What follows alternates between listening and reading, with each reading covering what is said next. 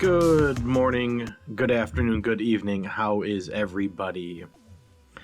Welcome to another episode of Roll Around, Find Out. Gonna be upfront right away with this one. I'm gonna edit it down as best I can. This one's gonna be kind of sort of all over the place. I'm not one to really make notes. It's just, hey, I'm in the mood to record something, and if I sit down and plan, I'll get tired and I won't get motivated. But just jumping right into it and learning as I go, that's kind of my style. So I did an episode not too long ago talking about video game influences and really sort of getting pumped on a Final Fantasy VII-esque mechanic system. And when I was at work today and I should have been doing, work, I was starting to think of how can I get more Final Fantasy VII mechanics into a roleplay game. So a couple of just, I think, simple, awesome ideas that I went over in my video game influence is definitely the Materia system. Having a magic system with so much depth like that, being able to use enemy skills, combine skills, add elemental effects to weapons, that is something I'm very excited about. But I feel like that's the easy part. So a couple of things I've been brewing around, kicking around in my old brain is the ATB system for combat. And to be honest, I don't know what it stands for. Action, timing, battle, I don't know. I could look it up. But basically in combat, everyone has a timer. And when your time is up, then you get to act. And so you can add different materia or have your, I think, dexterity stat higher, and then your ATB goes faster. And so got me thinking, I know 90% of RPGs out there, tabletop games, have, an initiative system, whether it be, D&D, roll a D20, add your dex, and then that's it for the whole combat, which, it's time consuming up front to establish it. But then for the rest of the combat, you don't have to worry about it. There are games, I think like Knave, where every round you re-roll. So, and then there's others. I know some games have your sitting order at the table. Blades in the Dark, which I am not a fan of. It's the only RPG book I've ever bought, and then I crossed my fingers I could return it. I'm almost positive I bought it through Amazon. And I think I reviewed it, and I said, this is not cracked up to what I thought it was going to be. I could go on and on about that, but in my initial read-through, I hated that you were basically stuck in one city. Like, I imagined you were in, Gangs of New York, and you couldn't leave New York. I'm sure you could, but it was like lightning that was keeping you in. Anyways, side tangent, not a fan of Blades in the Dark. So I was thinking, why can't there be some sort of ATB-like system where if you do certain things, you can go more than once in a combat? So then I got thinking, going down the stats in Final Fantasy VII, and playing the game growing up, I never really, from what I remember, cared about the luck stat. But then in the little bit of research I did, it said luck had so many factors to it, like how often you crit hit. I think it played a role in how much magic damage you did. And I know there are RPG systems out there that have like hero points, luck points, things like that. And then it got me thinking, man, what if luck was not a like separate thing? Like think of in D&D when you get an inspiration point. Well, what if you just had a stat, luck, and then based on that, you could... My current iteration on it is to roll under. If you roll under your luck, then something would happen. And then that got me to thinking, okay, well, in Final Fantasy VII, they have the... Oh, why can't I... Okay, I'll look this up. Final Fantasy limit breaks. They have the limit breaks. And then I thought, man, that's a cool mechanic for a TTRPG. So how would you trigger that? Okay, well, it increases in Final Fantasy VII when you take damage. The more damage you take, the more your limit bar goes up. So I thought, okay, well, that's cool. But then I always thought it was weird. Like, you would end a battle with a limit break ready to pop. And, you know, let's say you're just about to go into a town or do something else non-combat related. So then you're just like hopped up, primed up, ready to rock, but you can't do anything with it. So then I thought, okay, well, limit breaks, you take damage and it goes up. That's in combat. So out of combat, what if you failed a skill check? Then your ATB would go up. So then I was thinking, okay, how can we make some system where if you take X% of damage, let's say, you know, we're getting real crunchy here, but you take 10% of your health in one strike. So let's say your health is at 100 and you lose 10 hit points. Well, there's my dog going at it again. So what if you had 10 limit break points that you had to track, and then you lose 10%, you get one limit break.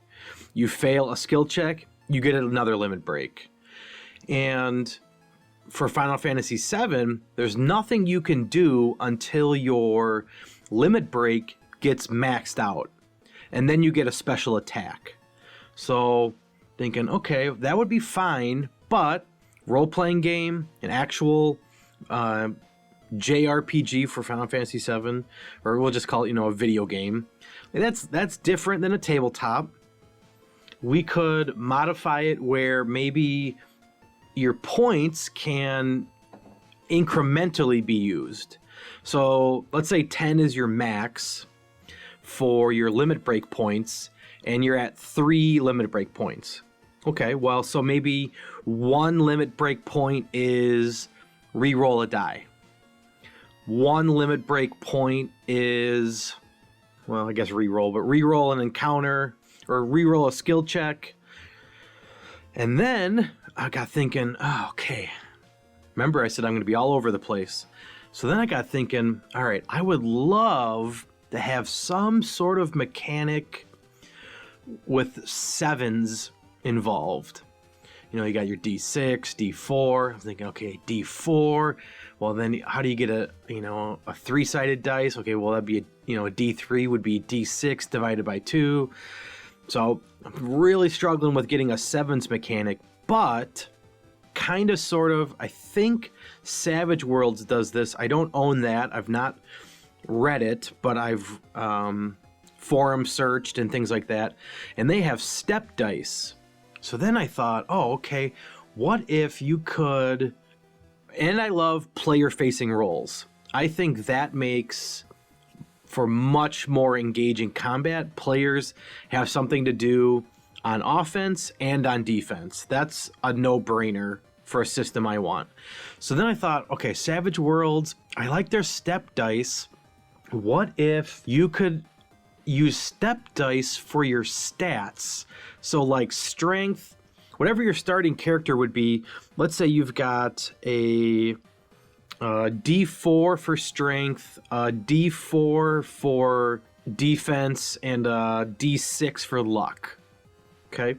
In my mind, I love roll under systems. So where I'm at right now is you can use a D4 up or down depending on the situation. So if you are attacking, so let's say it's a roll under, if you are attacking and your strength is a D4, your low level, your strength is a 4, roll that D100, and then two things. One, you could roll that D4 in addition to then lower your roll by up to 4, and then as you level up, you get a D6, D8, D10, D12, and then a higher level would be a D20.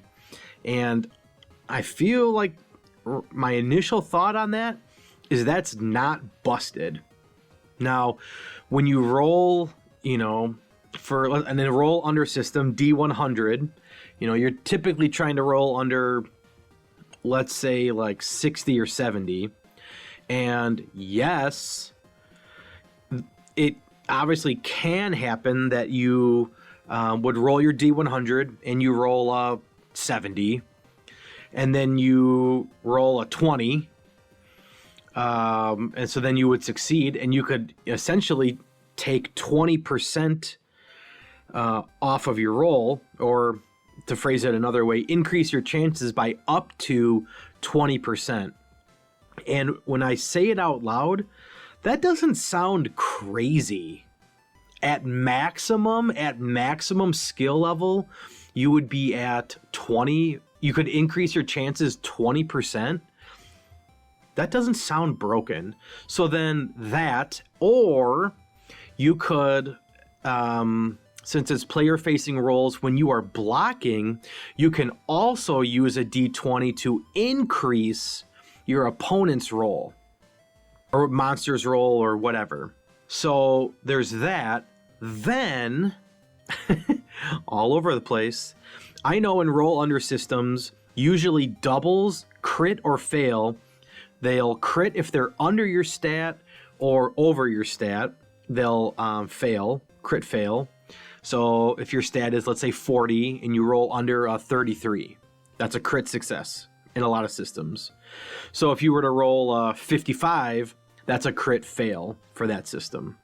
Let's say your stat is 40 and you roll a 20, well within your stat. So then I thought, okay, what if you would use your stat's ability to then add or subtract to your roll and try to get yours to end in a 7. So let's say strength is a D6 at this point. Your stat is 40. You roll 42. And so you've got a D6. You're within the window. You could roll again for your 42. And you roll a 5. You end in 47. Anything that ends in 7 is a crit. I don't know. If you fail...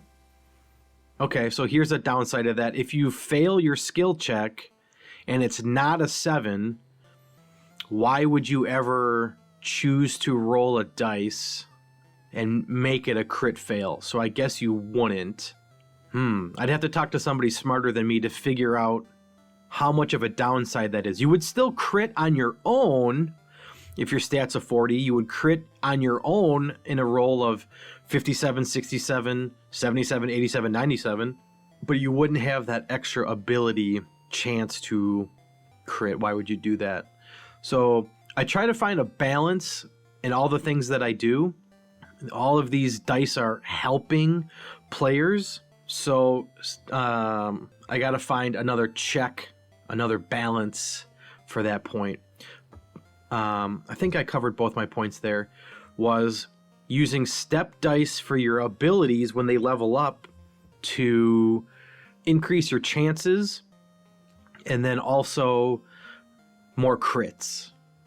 So then going back to the limit break, you could have incremental reasons for removing limit break points So smaller things, re-roll a dice. I got to come up with more ideas. But then, if you got to the full 10, then that's where the major payoff would be. And think of like D&D feats. I'd love to have a system where you can customize a feat, something that is unique to your character. Because an issue with Final Fantasy VII is I'm almost positive that characters come with their innate stats. I don't think like Barrett and Cloud start with the same strength stat. Barrett should be higher. However, with the use of materia, it doesn't really matter. Every character basically becomes the same, statistically, at least in my opinion.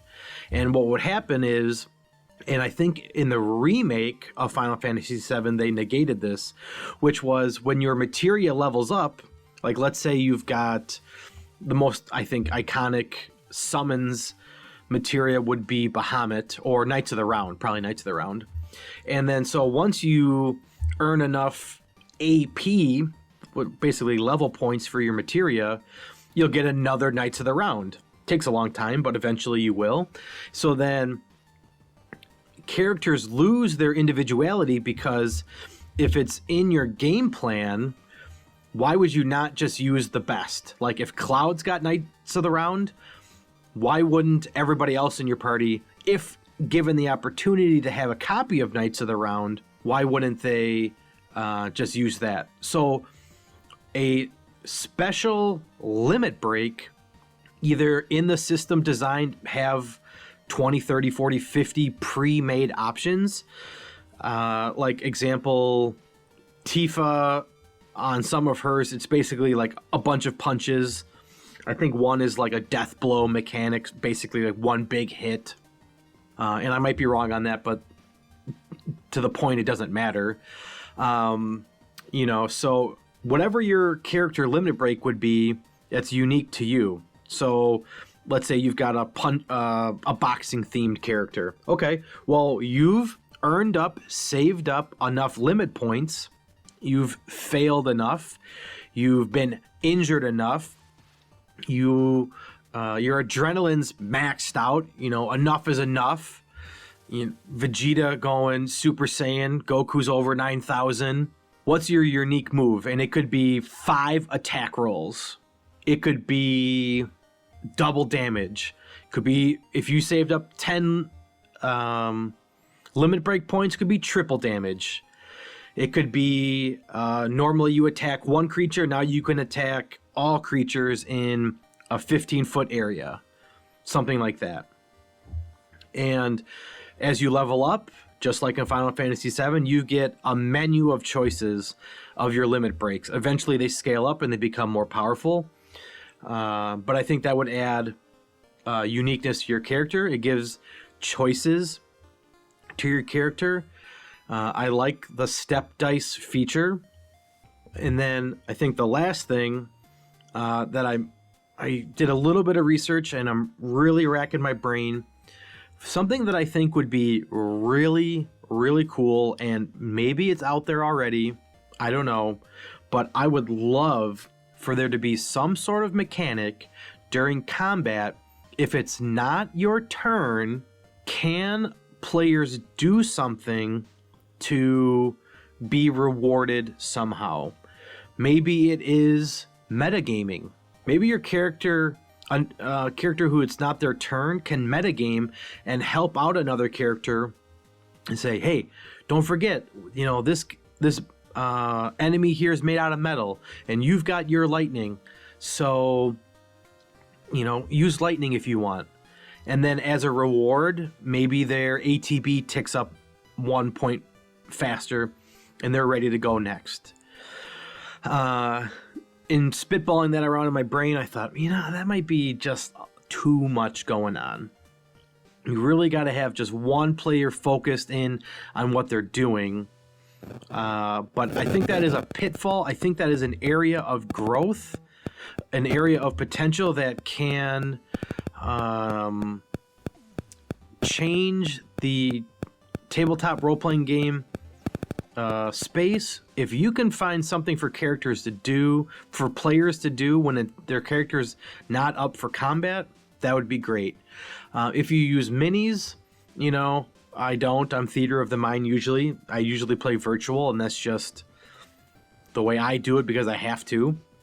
But, you know, if you used minis, then a player who it's not their turn, they're the one moving the minis, so the game master doesn't have to.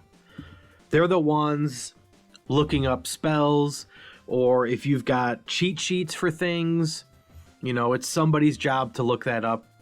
That is the roughest area that I've been working on, but I would love to see something like that come to fruition. Okay, so, big rant, 20 minutes there.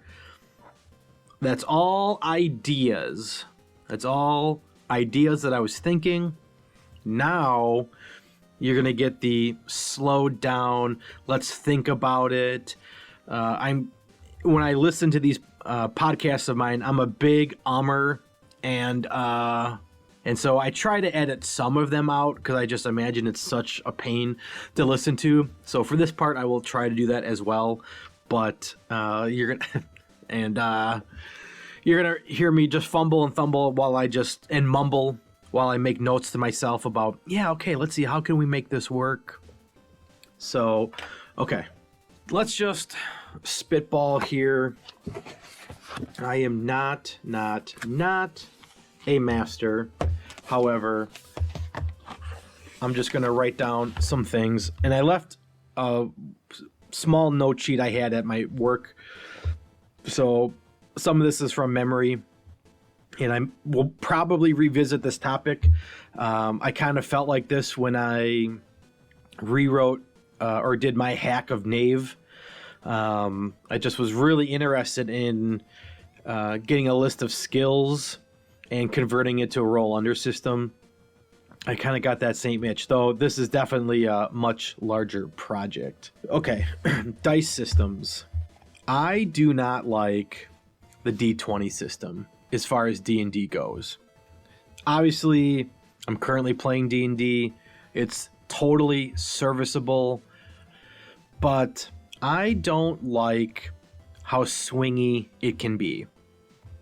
And I watched a good video today on dice mechanics, and for combat, I can see how it makes sense, which in combat is chaotic.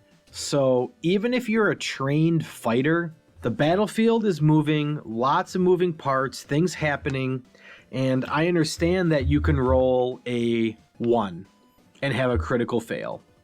I get that. You know, nobody's undefeated. Watch a UFC fight. There's nobody undefeated. They may be undefeated for a while, but eventually everybody loses. Okay? But what I don't necessarily agree with is when you have all of these options. You can roll this is going to be so trivial and obvious. You can roll a 2, you can roll a 3, you can roll a 4, a 5, a 6, a 7, an 8, and a 9, and we'll even say up to 10.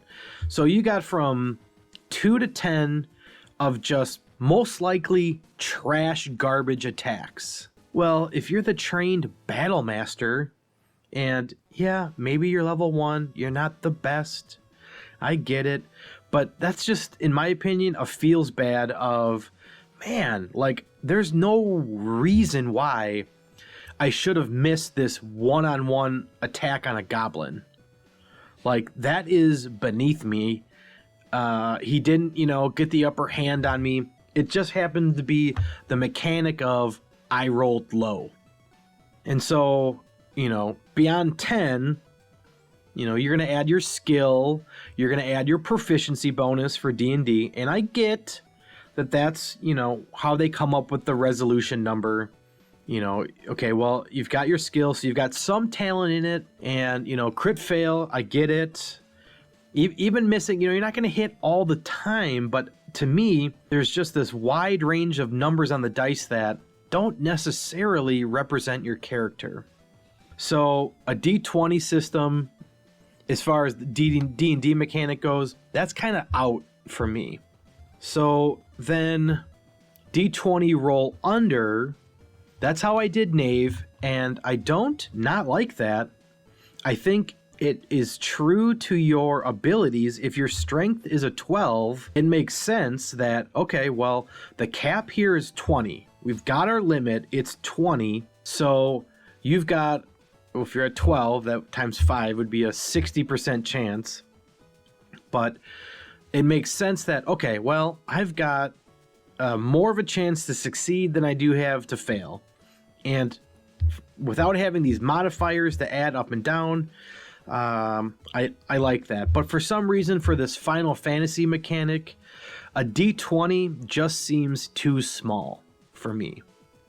In the actual game, I think their max stats go up to 255. So that got me thinking, how can we roll a 255? Yeah, that's a custom dice if I've ever heard one. But that's out the window. So then I immediately went to D100. I love it. Percentage based, skills based, totally makes sense to me. Okay, so that is currently the top of my list. Now, other systems.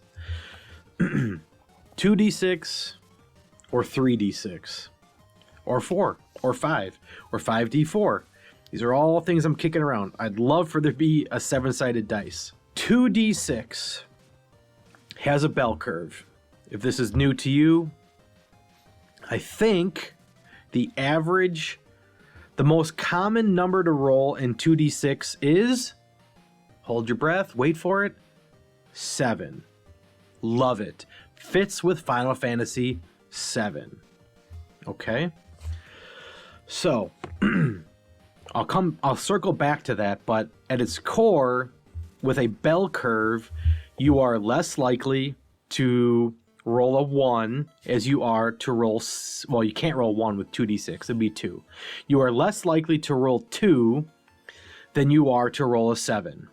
With a d20, it's all sporadic. It's 5% chance for everything. 2d6 I like the appeal of a bell curve, but I want to use it more creatively than just hit a target number, you succeed. So 2d6 obviously goes from 2 to 12. And with 2 to 12, just spitballing it, an average here, a 7 would be like a moderate success. Maybe you and the opponent succeed, and then 10 or higher is a full success. 5 or less is a small success. 3 or less is a fail. However you want to do it. And so for a big, grandiose game like Final Fantasy VII, I don't know if 2d6 is where I want to be. However, having 7 be the most common number, I do like. And so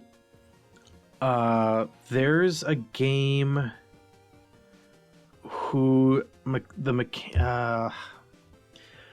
it's got essentially, I wish I knew off the top of my head. You roll 2 separate dice. What was it? It's a newer one, I'm pretty sure. It's like Bane and Boone, the mechanic. That's not it. But, or maybe it's Fate Core. Oh, I think it is Fate Core, which I know very little about. But I think you roll 2 dice, and also like Lasers and Feelings kind of sort of uses this. Ooh, Lasers and Feelings. I'm going to write that down to check that out. Well, essentially, Lasers and Feelings is a little different, but for, I think it's Fate Core, you roll 2 dice, and one is like beneficial to you, and one is not beneficial to you. And I don't know if they average out, but that's a theory. Okay, but Lasers and Feelings, you roll 2d6, and oh yeah. If you have like 2 stats, you have like brain and brawn, we'll say. Lasers and Feelings have so many hacks. I don't even know the original term. but it's basically brain or brawn. And if you want to use your brain ability, so intellect, wisdom, perception, whatever, then however you set it up, that would be like 1 to 6. And if you roll, I forget exactly, but if you roll really low, let's say for your brain, then you're successful. But if you were rolling for brawn and you got a 2, but you wanted a 10, then that determines your level of success, which is probably you failed. And if you were rolling for brawn, you wanted really high, same dice, 2 different abilities. That's interesting. And bell curve of 7 in the middle. Okay, interesting. I'm gonna do some more looking in on that. Then another dice mechanic I really like. It's been around for a while. I just, in a little bit of research here, watched Professor Dungeon Master had a little episode on this. It said, feats suck, use dice. And I don't necessarily agree with that term. I think feats are cool, but very similar to DM Scotty's Easy D6 system, it has exploding dice. And so I find that an interesting and fun mechanic for players. Never played it myself, but just reading about it, anytime you roll a 6, that dice explodes and you get to roll another D6.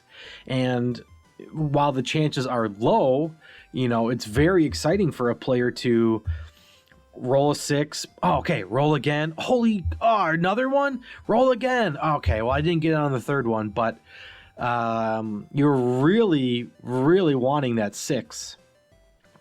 In D&D, I know I poop on D&D every podcast, but it's it's the most popular one out there, and I'm playing it, so it's okay.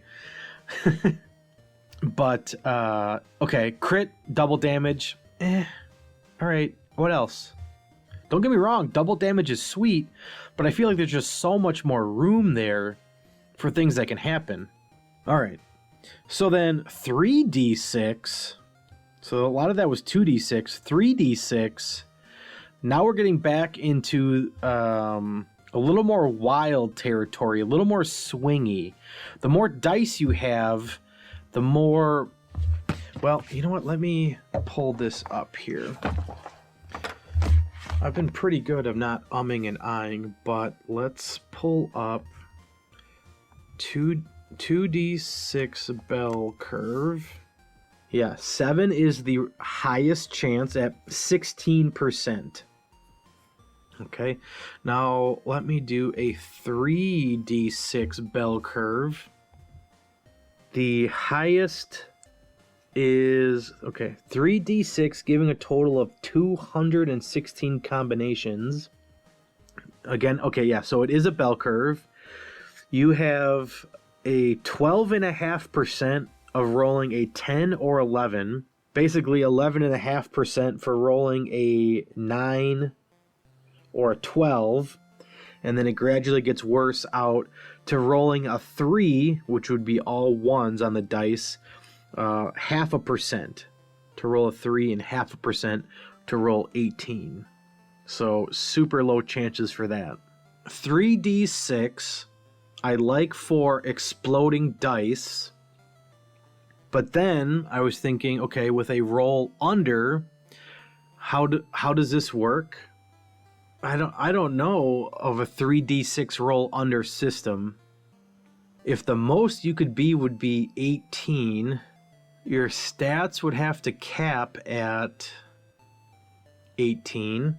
No, it'd have to be higher, because then you, at max level, you would just be succeeding at everything. Okay. Your stats are at 20. You're most likely getting 10, 11, or 12. Yeah, I don't think bell curve's where I want to be at. I really do think that D100 with step dice for your skills. On my notes at school, I had all of the breakdowns. It was strength, defense, or strength, vitality, magic defense, spirit, I forget all the stats. But to me, that would really make sense of step dice. Maybe, I think there were 6 of them, so maybe 2d6, first level character would start out with, maybe 2d6 and 4d4, which you can roll to add or increase actions, attacks, or skills, or in defending. Yeah. Let's see if I can pull this up. Final Fantasy VII, strength, defense, spirit. Let's go to images. Okay, yeah, here we go. Found the picture I was looking for. So their stats are strength, dexterity, and dexterity is what impacts their ATB. Vitality is their defense. Magic is their magic dealing ability. Spirit is their magic defense. Think like a saving throw. Vitality is maybe sort of like a saving throw also. And then luck. Yeah, I'm pretty jacked on this. This is pretty awesome. I think that's what I want. Alright, so let's brainstorm this out. Let me write down all the stats. Strength, dex, vitality, magic, spirit, and luck. Even though I have a picture of this right in front of me, I want to kind of write it down. Now, luck is interesting. I'm not sure I 100% explained what I want to do with luck, but I would love to have, maybe with luck, that's when you can roll your step dice. So also in thinking like, okay, well, if this luck is a whole nother mechanic, it's another roll that slows combat down. Another thing I forgot to mention, which would speed up combat, and I have to do more research on this, and I think this is a growing trend. I know Cairn is basically like Into the Odd and Knave condensed even more rules light, and they've changed the game with the no attack to hit. I was really, my initial read through of no attack to hit, what the, like, you're just always hitting? That is dumb. But then I realized armor is damage reduction, and so you can roleplay it how you want, where you're just rolling damage, and then if your damage is too low, then the armor absorbs it basically, or you can say that you missed. That speeds up combat, and I love that. I would also love to figure out, and I think this is the next stage, the next evolution, is a blend of that where your one roll is your damage, but no, I'll build up then nothing, because I was thinking attack to hit in D&D, and then you roll your damage. What I would like to see is your attack to hit is also your damage. So let's say you roll, for D&D terms, let's say you roll an 18 and their armor class is 14. Well, then that's 4 over, so can 4 be your damage? But that's basically just rolling the damage dice, and anything over their armor or armor class is damage. So yeah, I like that. Okay, I really want to get the sevens mechanic in. So if your damage is 7, that's a crit fail. See, that's not in the game, so that would just be like cute. That wouldn't necessarily be like a mechanical thing that would make sense. Starting out strength. Okay, no, let's circle back to luck. If luck was its own stat and you roll under, what would the benefits be of being lucky? Just to spitball, just to, see what I see, I'm going to go to Chat GPT. I'm going to say, for a TTRPG, what are some mechanical things that a player could benefit from if using a luck skill? First one, rerolls. All right, dice manipulation. Players with luck could have the ability to manipulate dice rolls. For example, they might be able to change the result of a single die by a small amount, like adding or subtracting 1 or 2 from the roll. Okay, so the luck die maybe gets rolled to use your step die for your ability. I don't know. Critical hit or success. A player's luck could grant them a higher chance of landing critical hits or achieving critical successes on skill checks. Here they have fate points, which I know is a thing. Players could accumulate luck points or fate points that they can spend to influence events.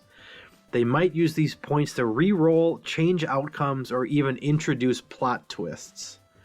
Okay, me personally, I don't like that. I do think that comes from the fate system. Probability alteration.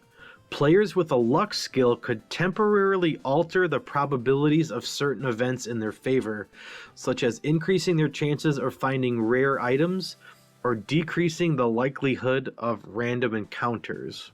Well, I like the random encounters. I don't necessarily like them finding rare items. Okay, here we go. Here's one I like. Luck. Okay. Reroll, add, subtract numbers. A counter attack just popped in my head. I thought, okay, well, what if a player could choose their stat? So let's say they are, my classic example is trying to move a boulder in the road. Well, they can roll their strength stat or choose their luck stat, or they, okay, like a classic thing is, you know, a player fails a skill check. They try to unlock a door. They roll, they're not successful. Well, can't I just do it right again? Well, maybe they could use their luck. Okay, maybe luck isn't a stat. Maybe luck is the limit break. Maybe luck is the limit break mechanic. And rather than call them luck points, they're limit break points. Okay, that's just... put a star on that. That's just an idea. Okay. Avoid critical failures. That's good. Resource management. Luck could affect resource management, allowing players to find additional resources like food, water, or ammunition when they need them most. Environmental influence. Luck could influence the environment, such as causing a sudden rainstorm to put out a fire, make a bridge collapse on enemies, or ensure a hidden path is revealed at the right moment. Those aren't bad. Alright, I'm at an impasse for luck right now. I've got some simple, basic ideas for luck, and maybe limit break is what we want. Okay, let's do some non-Chat GPT reading.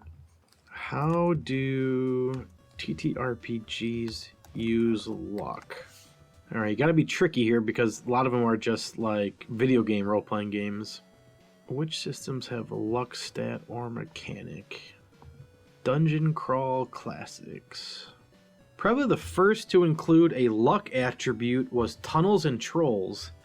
It contributed towards combat aids. If you're lucky, then you're more likely to make a hit, and could also be used for saving throws. So for example, the GM might ask for a second level saving throw or luck to avoid falling into the pit trap you've just triggered. Okay, hang on. What if luck became a step dice? That would make it enroll in line with other abilities. Okay. Luck starts out. Yeah, what if you just use luck for anything? And you can go... You start out with a D4, or or I guess you probably would start out with, you wouldn't start out with any, and then your luck builds to a D4, a D6, a D8, a D10, and then you can use that for anything. You can save up your luck for a max of a D20, or use it incrementally. And I think a good balance for that would be you have to use it while you roll. You can't roll the D100 and then analyze the result and then add on top of it. I think that would be... Everything I'm saying so far is in the player's favor, so we need to start having some sort of consequence back, a check and balance. So they have to roll it with it. And then, well, then it's a feel bad, right? If your stat's a 40, you roll the 20, and then you roll the 10 on your D10, and then your stat's a 10 when you already succeeded. Yeah, that's a feel bad. You'll never have a feel bad if you determine it after the fact. Like, maybe you'll miss out, but that doesn't necessarily mean it was a waste. It was an attempted effort, but the effort failed, which is fine. So, luck. When would you roll? Okay, well, let me keep researching here. If you're lucky, then you'll more likely make a hit. GURPS has it as an advantage with limited use frequency that allows a high power reroll. It also has other luck related advantages, notably serendipity, which introduces lucky breaks. Per GURPS writing, it's firmly GM mediated, but it can approach things like use of fate points. Yeah, okay. Is a retro clone of BRP. My open basic has a luck mechanic. Okay, spend for bonus rolls, avoiding death. Okay, well, let's talk about that. Yeah, squirrel, let's get distracted. Death in this system. Death. 0 HP. You die. That's it. No saves. Well, okay, here's what I would do. In the unlikelihood you are at exactly 0 HP, you die. If you go if you're at exactly 0 HP, then you can be healed. And let's get luck into here. If you roll under your luck, you can be healed to 1. Yeah, we'll say that. If you are exactly 0 hit points and you roll under your luck, you can be at 1 hit point. But I don't like the D&D like once per day, once per rest. I want it to be your ability. So getting exactly 0 hit points, I think, is pretty rare. So I guess that would be a reward for that. But if you're at any negative HP, then you die. There's no concussion. There's nothing. I think you just die. Yeah. That's subject to change, but that's where I'm at right now. What game was it? I think it was Ben Milton that was just reviewing a game, or I'm not going to get his name right, but Dave Thaumaturge. I always think it's Thaumaturge, but that's not it. It's Dave Thama something. But he might have been reviewing a game where it had a pretty good system. And it was something along the lines of like, you definitely go unconscious, and then it's not like 3 death saves, 3 life saves. It was, you basically had like 2 chances. If you couldn't get it in those 2 chances, then you died. Reading here, Cyberpunk has a luck stat. You can spend points on any roll, and the points regenerate each session. Dungeon Crawl Classics has a luck stat. that you can use to influence a roll, but the points only generate for thieves and halflings or under rare circumstances. Hero system has luck as a power. You purchase XD6 in luck, and when you test it, you roll the dice. Each 6 represents a more unlikely set of positive circumstances. Aberrant, never heard of this one. First edition had luck as a low-level power. A successful roll meant that random events when in your character's favor for the rest of the scene. However, the power was actually a disadvantage until you had enough ranks to get your chance of success over 50%. Since a failed roll turned your character's luck bad for the scene. Let's see. Monster of the Week gives player characters a pool of luck points, which can be spent to auto-pass a roll or ignore a given instance of damage. However, only a few playbooks can recover them, and once you're out, the keeper can hit you with rude surprises whenever they see fit. The normal requirement that they at least provide a bit of foreshadowing is waived. Interesting. Next page. This is one I really want to check out. I think it's up my alley, is Fighting Fantasy. I've heard good things about that. Fighting Fantasy and Advanced Fighting Fantasy First Edition has luck as an attribute.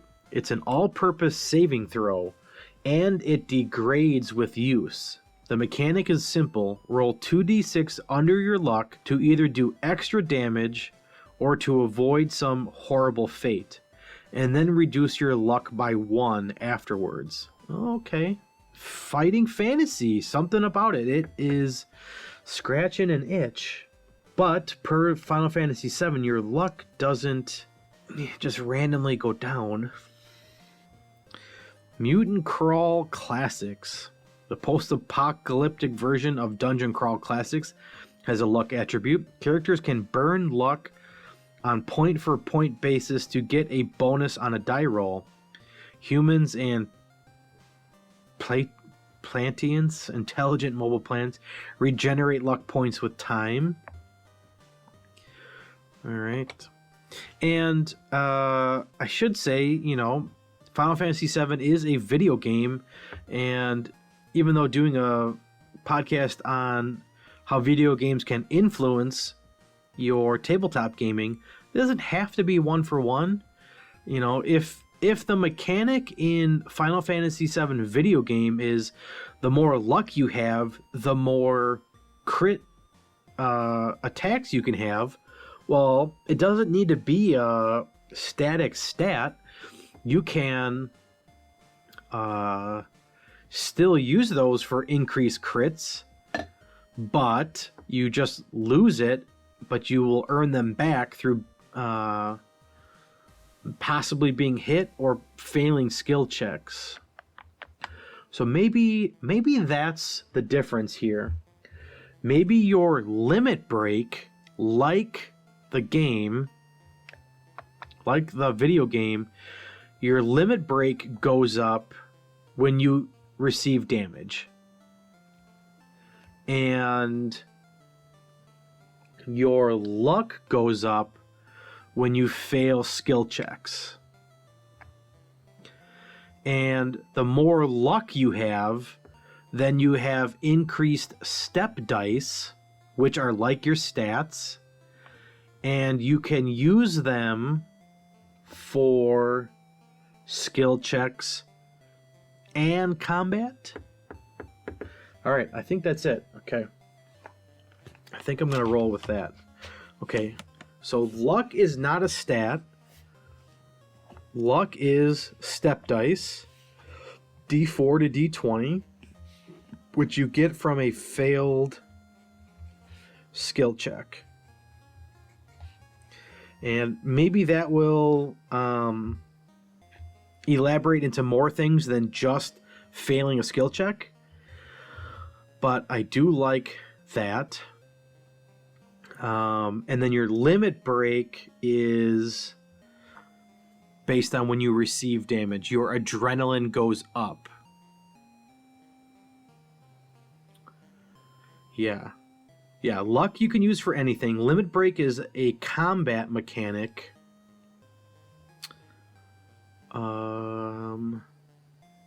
Yeah, I like that a lot. Okay. I like that a lot. We're getting somewhere. Okay, so what would make sense for starting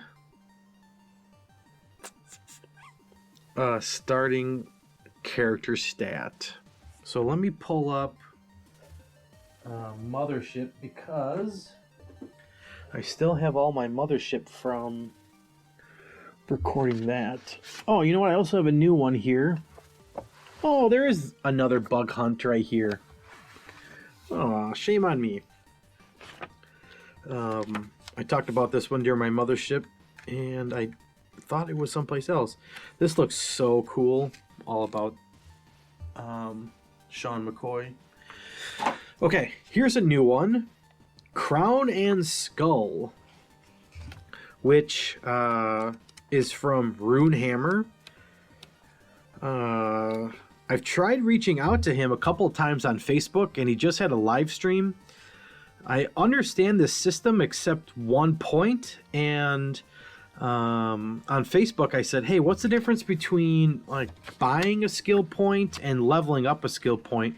Because the way it's worded, I think it like does the same thing. It's just called two different things. And on YouTube, in his like introductory video of Crown and Skull, I commented on it, and he replied back, well, read the manual. To which I said, well, I did, and I'm still confused on it. And then he never replied back. So, you know, who am I to him? But the time it took for him to write, read the manual, which I did, I would have thought, you know, hey, can you answer my question? Okay, but let's look at their character creation system here. This is a roll under, and so I want to know how they begin statting out. Okay, I think it's all a point buy system. Okay. Crown and Skull really shines most when using the custom creation system below. Hero points are used to, quote, buy every detail. In the following pages, you'll find everything you need to build a fully customizable character. Okay, step 1, starting points. All characters start with 50 points to spend on their build. You'll be keeping track of your running point total as you work, so don't be shy with making a mess on the page. Okay. Step 2, choose flaw or flaws. Visualize your new character. What is a weakness or stress point for them? Flaws simply imply history and drive believable roleplay. Take a maximum 2 at creation and maximum 4 in the character's lifetime. Each flaw adds 5 points to your total. Flaws are entirely optional. Track your new total. Step 3. Core ability. Choose a core ability and deduct 15 points for its acquisition. This is one of the most useful aspects of your character, and you can only ever choose one, so choose wisely. You can also choose none here and save the 15 points for other ideas. Step 4. Choose skills. Skills are the majority rolls you'll be making in play. Just roll a d20 at or below the skill value to succeed. Sometimes the GM may place a penalty on this roll, so high skills are a welcome friend. Okay, so it is a d20 roll under, and you get 50 points to start. So if it's a d20, then we would multiply that by 5. So you get 250 points for a D100 system, based in a arbitrary world based on how Crown and Skull maths their out. Okay, so if I get 250, with luck not being a stat, 1, 2, 3, 4, 5. Okay, 250 divided by 5 is 50, right? 250 divided by 5. 50. Okay, so each stat would be at 50%. Is that good? Is that bad? I think that might be where we want to be at. What was my mothership character at that I made? 42, 43, 50, 37, 55 sanity, 23 fear, 17 body. Okay. So on that 17 is really tanking the average here. But okay, they have for each that rolled 2d10 plus 25. Okay. That's mothership. I'm kind of okay with that. Let me I had mentioned this in my mothership and then I never followed through on it, but that's okay. I want to download mothership, the beta version, and I want to see what they changed because I believe they upped the stats for first edition. This is me just squirrel. Gotta check something else out here.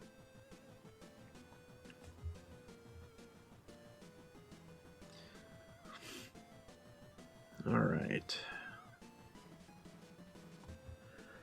Starting. Oh yeah, it was laid out so different.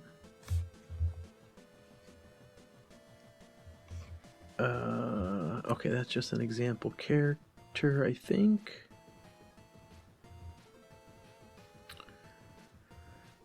Oh, maybe I'll edit this out, maybe I won't. Man, I freaking love Mothership.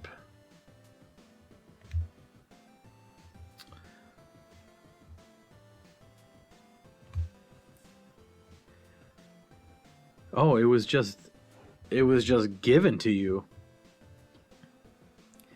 Step 1.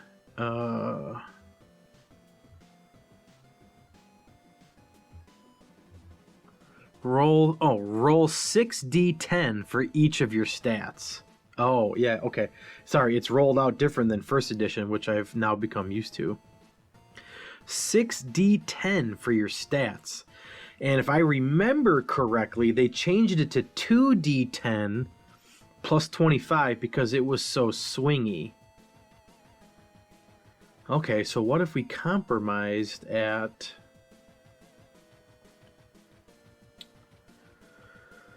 Alright, we're at D100, but we can do whatever we want. 10s make sense. Okay, I doubt I'll get this. 6d10 bell curve.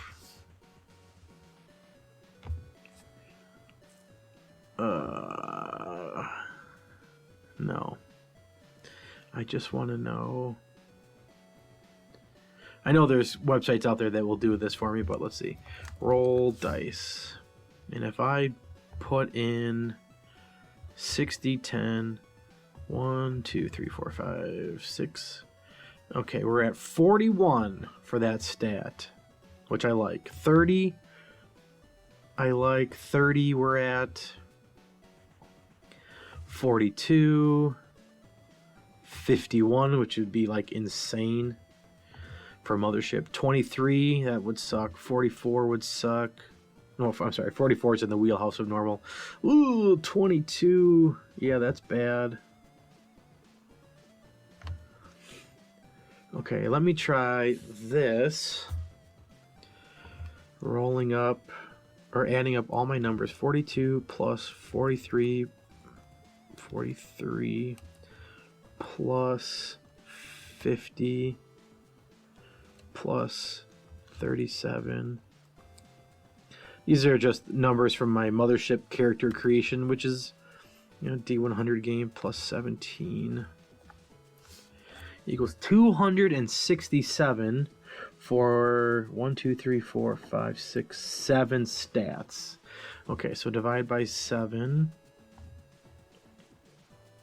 Yep, okay. Which is an average of 38 points per stat. Okay, well, that's... Okay, 38.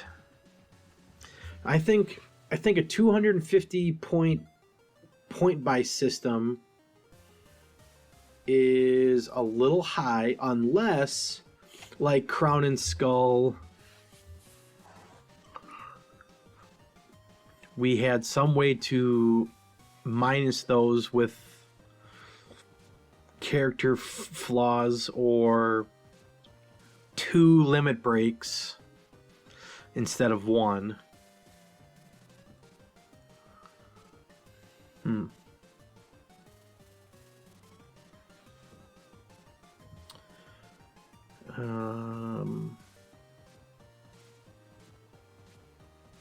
Thinking.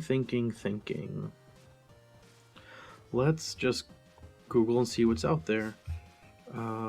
How does BRP roll for stats?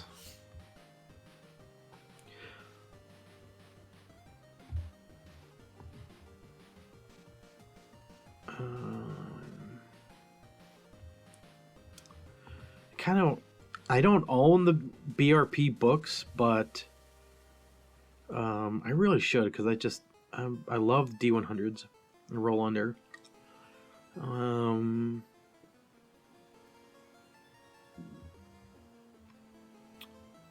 Stat plus skill system.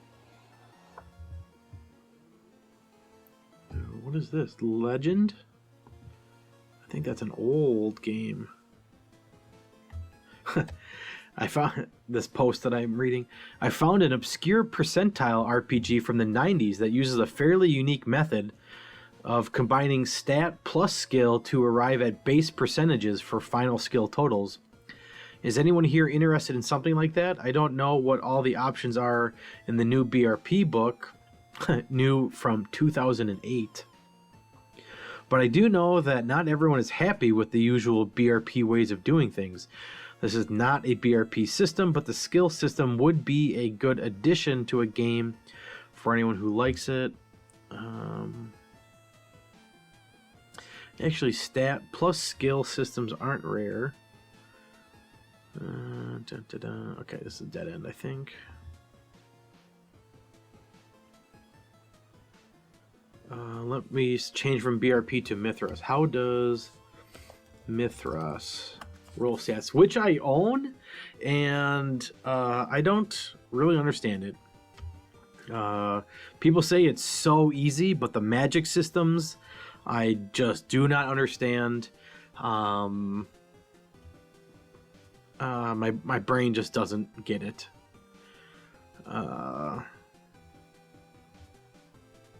Create a character. Mithras skill roll. Let's see. Mithras sample character. Pre-generated characters. Let's see, what does this come up with?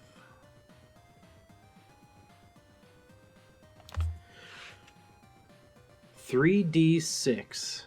Is there initial stats? Generate. Because that seems pretty low. Yeah, level 1.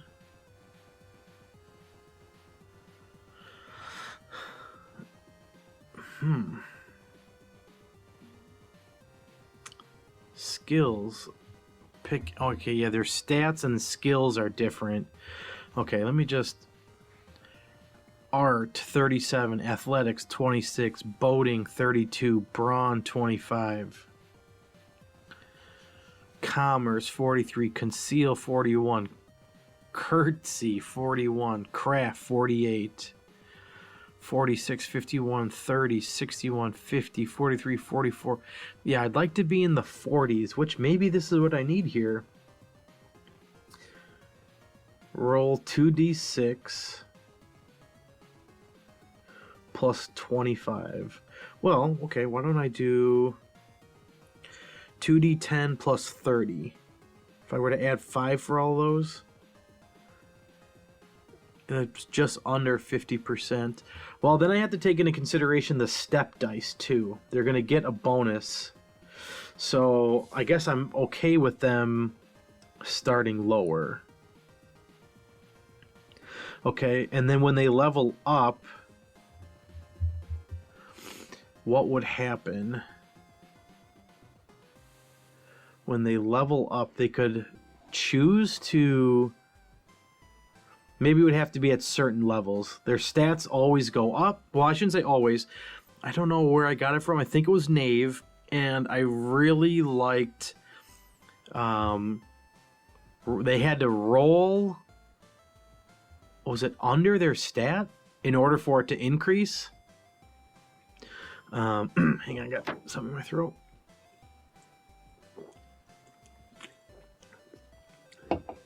Yeah, so when they level up, they have the option of increasing their stats or... Oh... Their stat can increase by the amount of their step die. They roll for their step die to increase. Then it would exponentially get bigger. Oh, that's interesting. Okay. So, let's say your stats are all at 40, and then you level up. You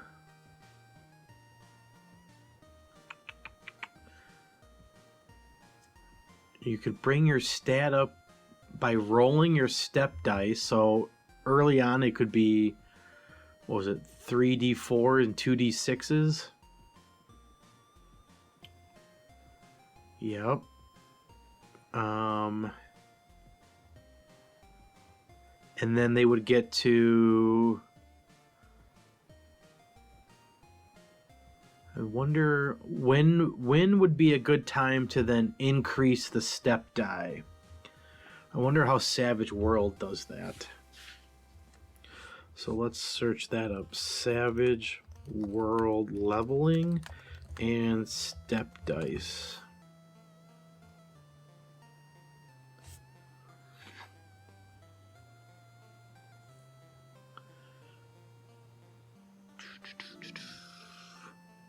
Now, I've never read Savage Worlds,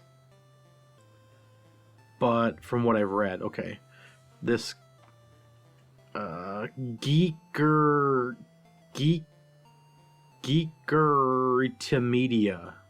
I don't know how you say that, but this is titled Why I Love Step Dice Systems Like Savage Worlds and Cortex Plus. Okay. Step/action dice table. So they have step number here, and then how many, then their dice increases. Oh, interesting. Level 1 is a d4 minus 2. Level 2 is a d4 minus 1. Level 3 is a d4. Level 4 is a d6. Level 5 is a d8. Level 6 is a d10. Level 7 is a d12. Nice. Step 8 or level 8 is 2d6, which bell curve has to be better. And then level 9 is a d8 plus a d6. Cool. Alright. Deadlands.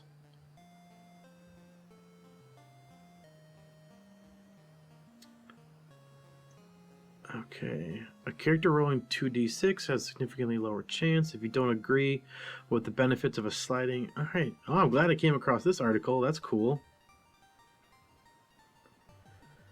Deadlands uses a combination of die pool and die step mechanics, as character attributes and skills are rated for both the quality and number of dice. Thus, a person might have a smarts of 4d4 or of 2d10. The person with 4d4 rating will roll more dice, but the one rolling 2d10 is more intelligent.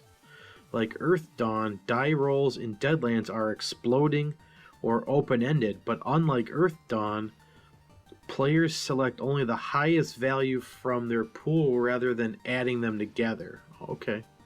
This innovation leverages the strengths and intuitive nature of die step systems without adding the limitation hinted above.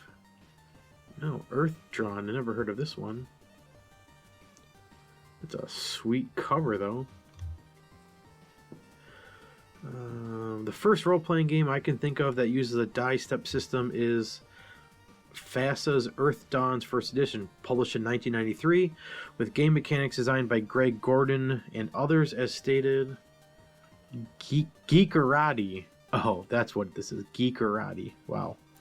Gordon was inspired to use a die step system when his boss asked him to design a fantasy role-playing game that had its own system, but that still used all of the polyhedral dice Dungeons and Dragons players were used to using. You can see how Earth Dawn knew it was introducing a new concept in the die step system to players of games like D&D and RuneQuest due to the way they first present the mechanic. In Earth Dawn, players' attributes are rated by a standard value and then given their die based on effectiveness rating. Given that one of the character generation methods in Earth Dawn was the random roll method, has players roll 4d6 and drop the lowest value. It is clear that the intended audience was D&D players with the authors, and the authors were giving these players a point of reference for how good a quote d8 in an attribute was. Looking at the chart below, we can see that a character with an average intelligence in D&D would have a D8 rating in Earth Dawn.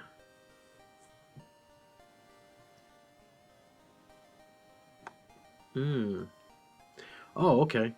So that D4 minus 2 I had mentioned, in D&D you can get a negative stat, right? If you're at anything less than 10. Interesting. Okay.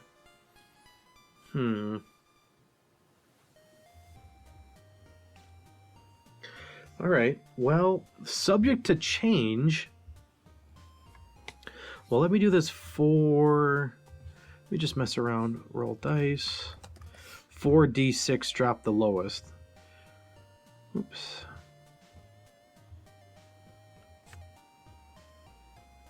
Okay, yeah, that'd be 15. That's way too low. So what if we did...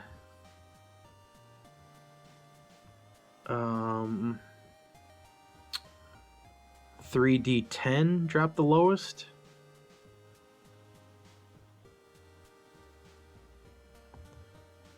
Okay, no. Let's try...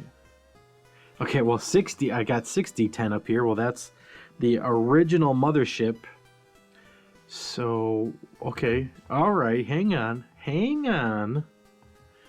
What if we did a 4, a 6, an 8, a 10, a 12, and a 20? If you roll them all.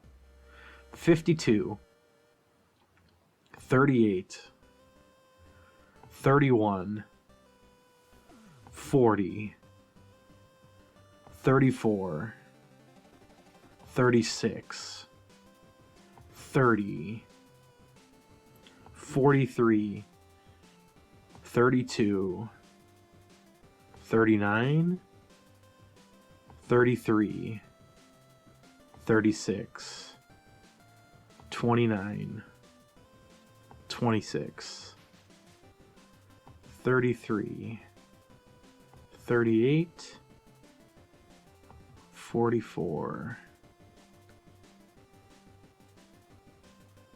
37, 37, 20, 42, 30, 26. I'm not hating this. 39, 28, 33, 45. What's the highest we could get? 10, 18, 28, 40, 60. 60 is the highest we could get. The lowest we could get would be 6. 42, 29, 31, 29, 42, 25, 39. Okay. Well, okay, 19. That's pretty bad. But I mean, not terrible.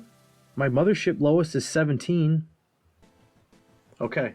Well, Gen 1.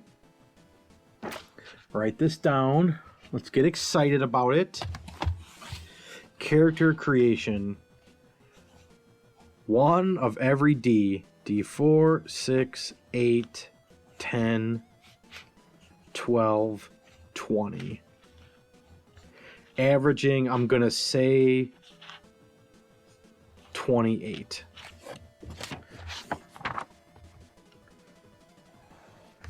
You know what? Okay, let's try. There are websites out there. So, rolling dice statistic calculator. Dice probability calculator. Okay. So let's do a D4, 1.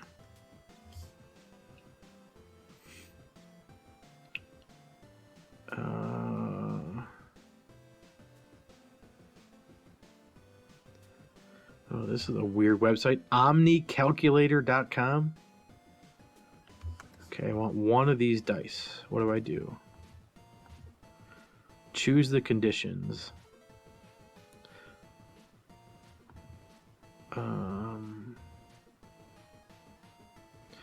Okay, well, I didn't understand that one right away. Giga calculator. All right, 1d4.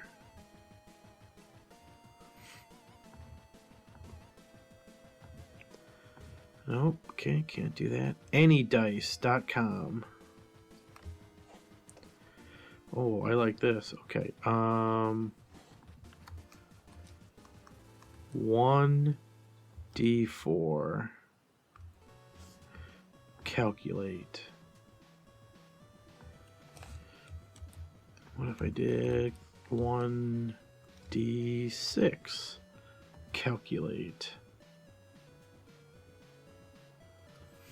Nope, not what I want.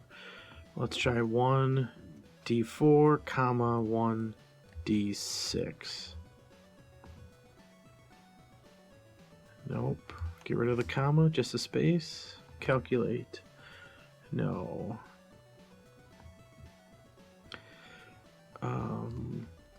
Roll. Let me just Google search it. Roll d4, d6, d8, d10, d12, d20. Averages. Dice odds for every type. Okay. 4, 6, 8, 10, 12.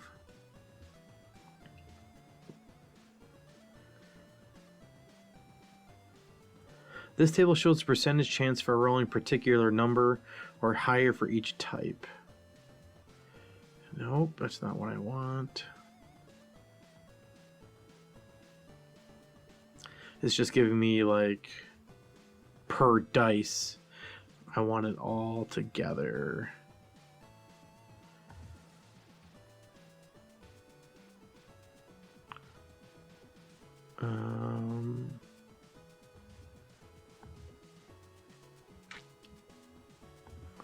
Rolling d20, 12, 10, 8, 6 in a row.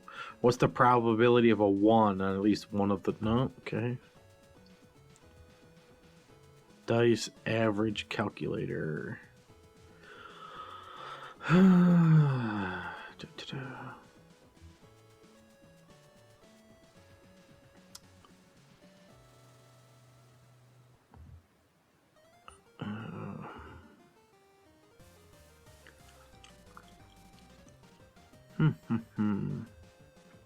Am I the first person in the history of man to think of this?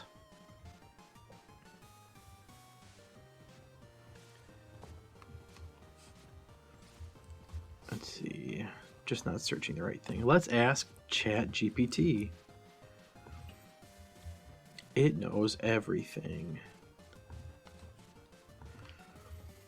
What is the bell curve if I roll D4, D6, D8? Probably could have Googled that.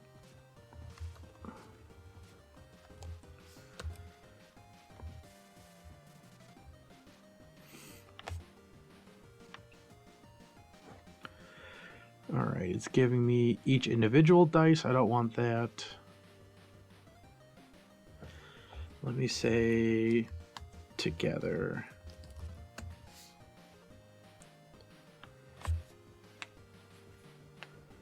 Lots of words. I don't know what's happening. Probably saying you can't figure it out.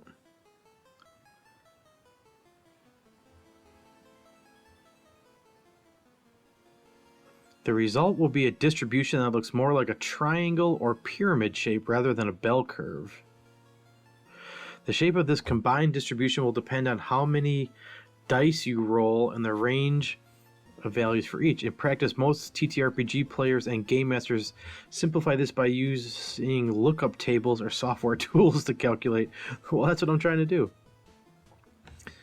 Okay, let's Google what was the bell curve.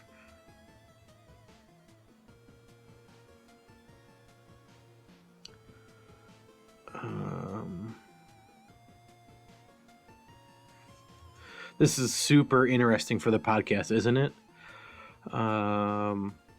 Okay. Well, with my small sample size, that's where I'm at. Roll them all. That's your stat. Maybe also add the step dice in. So starting step dice, I think, has got to start out with 2d4s, 3d4s, 2d6.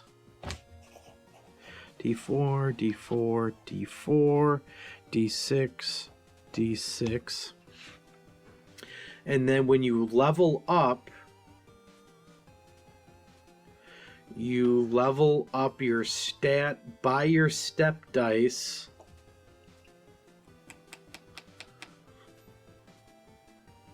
But eventually your step dice, is going to get pretty wild. That is what I found the major downside of a roll under is eventually you're capped. With a roll over, you can go as high as you want. Because even though a dice may only roll to 20, when you add your stats plus whatever magic weapons, whatever, you can add whatever you want to that roll. But with a roll under, your stat caps at 100. And if your stat's 100 and you've got a D100, you're 100% successful. So I have to do more research on what happens when you get to the top of that. For leveling up, version 0.01 here, I think you roll a D100 under, and then... Oh, okay, hang on. Oh, that would be pretty low. Okay, I'm thinking your luck. Okay, well, luck's... Yeah, never mind. I thought if luck was a stat, then you would roll under your luck. And whatever your step die is for your luck, that's what you could add on. Okay, is that what luck... Maybe your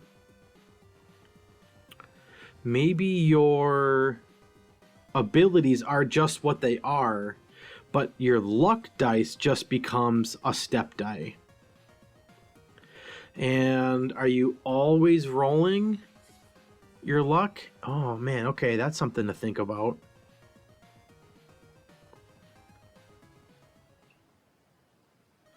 So I kind of like where that's at, because then you're still getting a benefit of adding, or would be subtracting when you're rolling, and adding when you are player facing role defending. You could be lucky for every stat equally, and rather than rolling strength plus your step dice for that plus your luck, then you just have your stat plus your luck. Yeah, and then if you're always rolling luck, then it's like Final Fantasy VII, where it is always active. Yes. Okay. I'm gonna note this up, make it a little more official than just my chicken scratches on my notebook here, and then we will revisit this. Long-term plans for this, who knows? I got an itch. It may go absolutely nowhere. But per my video game influences, I'd love to have an armor system like Diablo 2, inventory system like Diablo 2. And looking at Final Fantasy again today, I thought, wait, what? All they have is weapons and then their bracelets? Like, there's no armor in Final Fantasy VII? I know there's armor in other Final Fantasy games. Let me just do a Google search on that. Does Final Fantasy VII have armor? There's a list of armor pieces that appear in Final Fantasy VII. Unlike earlier games, characters can only equip a single piece of armor, and the only type of armor is bracelets. That's weird. So that'd be an interesting hybrid of only bracelets to D&D's inventory system. So that's long-term planning, but this is good. I think I am going to walk away from this with a good feeling, and who knows, maybe my thoughts and ideas will change in the next one, but I like a D100 system. I like implementing luck, earning luck points for failed stat checks, getting damaged in combat. I didn't quite go into depth on this, but I kind of have a good idea for what I want for limit breaks, custom limit breaks, and then I think the magic and materia system is going to just be super easy. So just really filling out the dice mechanic. Yeah, really making luck always have a step die. So, okay, more things to think about, but that will do it. Probably talked way too long. Oh, sure did. Spent way too much time on this. About an hour and 40 minutes. We'll see what I cut it down to. So, thank you so much for joining me on my journey here of trying to be the best game master I can. Trying to learn from everywhere I can. Such a great hobby. Be so creative. Just love it. So, thank you very much. We will see you next time. Later.